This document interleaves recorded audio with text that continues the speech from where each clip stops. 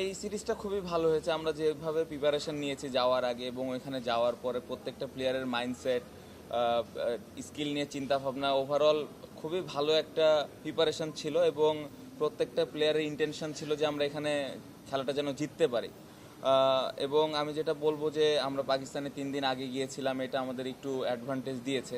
আপনি যেটা বললেন যে টেস্ট ক্রিকেট জেতার জন্য প্রত্যেকটা সেশন ভালো খেলা প্রয়োজন, যদিও অনেক সময় একটা দুইটা সেশন এদিক ওদিক হলেও কামব্যাক করার সুযোগ থাকে, বাট এটা খুব একটা সহজ বিষয় না। সো প্লেয়াররা অনেক কষ্ট করেছে, কোচিং স্টাফ যারা ছিল অনেক কষ্ট করেছেন, প্রপার পরিকল্পনা আমাদেরকে দিয়েছেন এবং যেটা আমি বলবো যে সবাই টিমের জন্য খেলার চেষ্টা করেছেন এবং প্ল্যানগুলো এক্সিকিউট করার চেষ্টা করেছেন। প্রধান উপদেষ্টার সাথে তো কথা হয়েছে, উনি দেখা করতে চেয়েছেন, যেটা আমি আগেও বলেছি।